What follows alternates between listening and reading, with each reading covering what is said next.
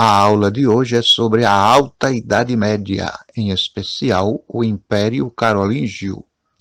A primeira coisa que precisamos saber é se a Idade Média foi a Idade das Trevas ou não. Alguns pensadores, ao longo do tempo, criaram essa falsa narrativa de que a Idade Média foi uma idade considerada das trevas, onde não houve progresso científico, onde não houve avanço do conhecimento, ou seja, uma época paralisada pelo misticismo, pela intensa religiosidade, fanatismo, etc.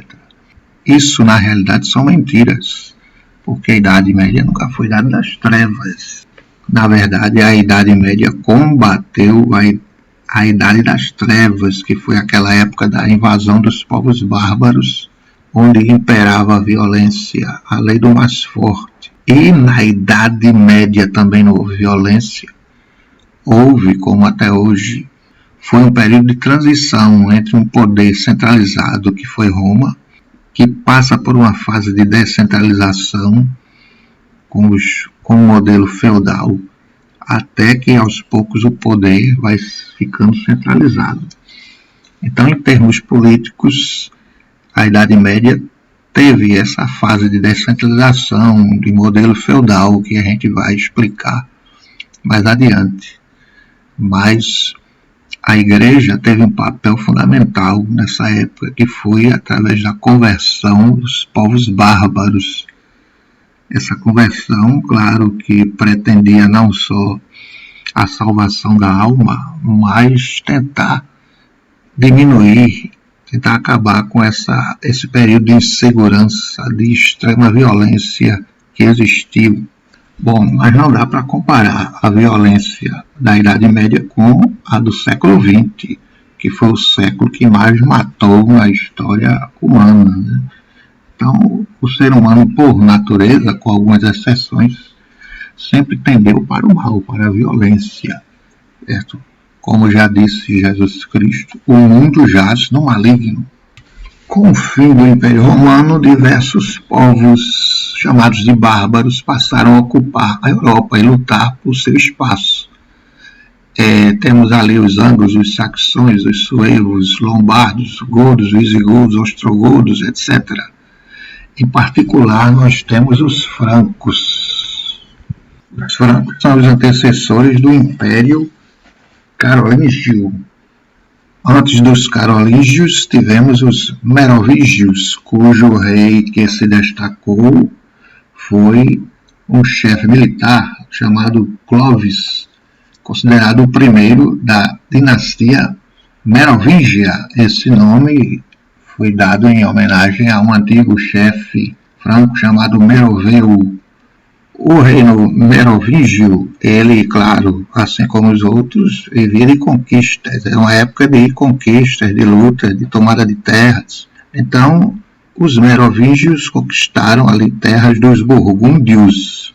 E, para agradar e fazer aliança com os burgúndios, Clovis casou-se com Clotilde, princesa do reino da Burgúndia.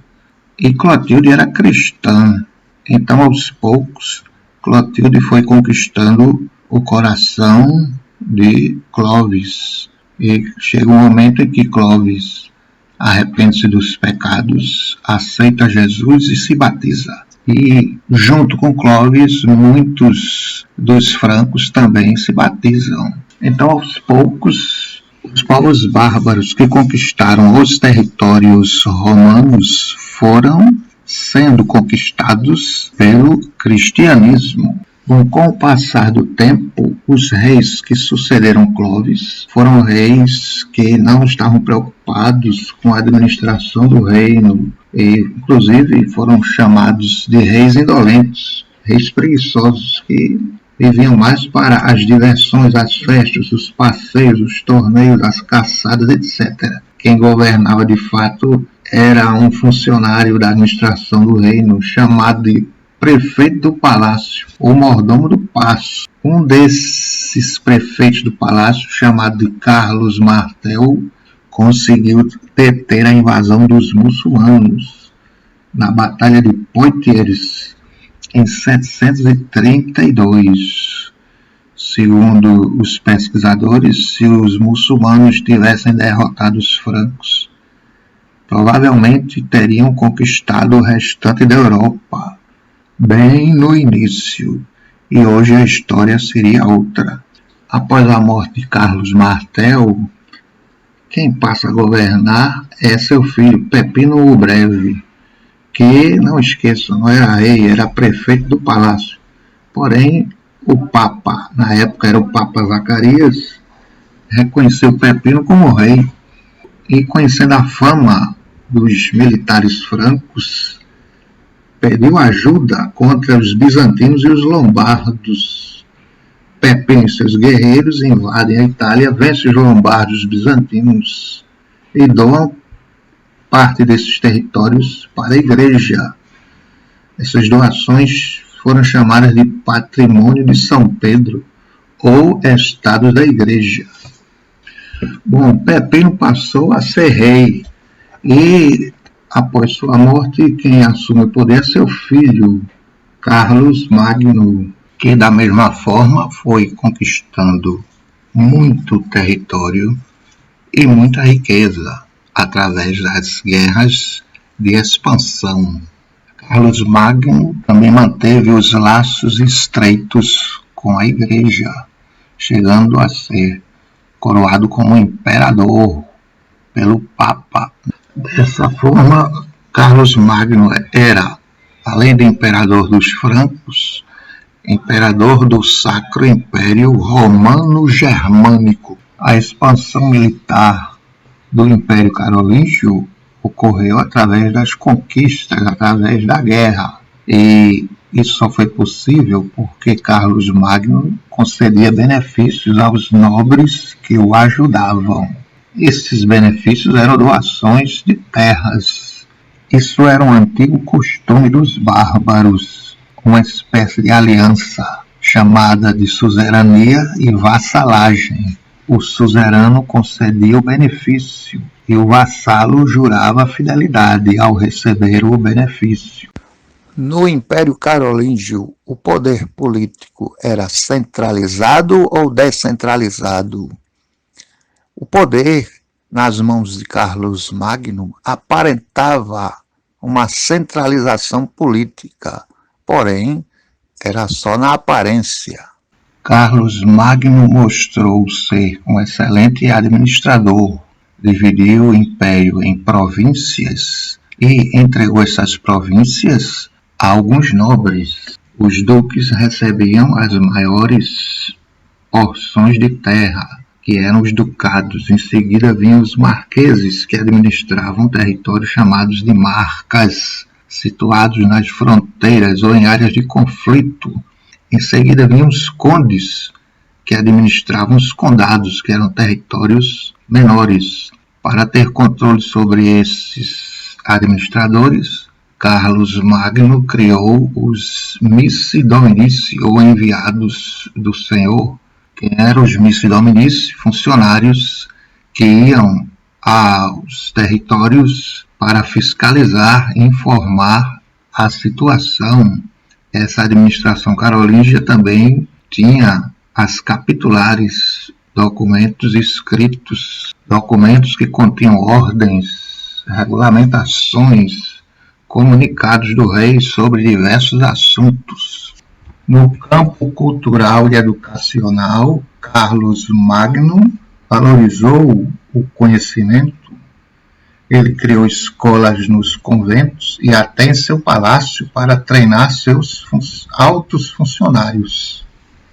Naquela época, apenas os padres eram professores. A igreja tinha o monopólio do saber. Este estímulo ao conhecimento, à cultura e à educação foi chamado de Renascimento Carolíngio.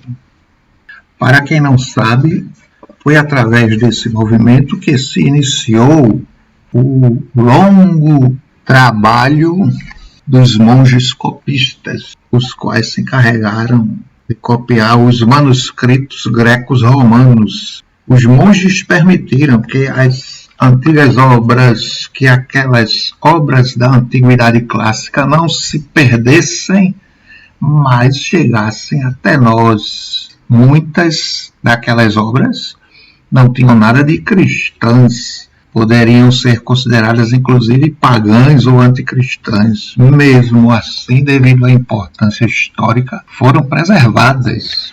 Isso é para calar a boca dos que chamam a Idade Média de Idade das Trevas, ou seja, as obras clássicas foram preservadas através do paciente trabalho dos monges copistas. A Igreja preservou a antiga sabedoria, a Igreja preservou a sabedoria, o conhecimento da antiguidade. Carlos Magno faleceu em 814 e foi sepultado na catedral que ele mesmo mandou construir, a Catedral de Aachen, na Alemanha. Até os dias de hoje, o seu túmulo está nesta catedral. Com a morte de Carlos Magno, em 814, seu filho Luís o Piedoso sobe ao trono. Ele governou com dificuldades devido às disputas dos seus filhos pelo trono. Essa disputa acabou gerando até uma guerra civil. Após a morte de Luís, o Império Carolíngio chega ao fim. O mesmo foi repartido entre seus 3 filhos, através do Tratado de Verdun. Desta maneira termina a tentativa fracassada de resgatar a grandeza do Império Romano.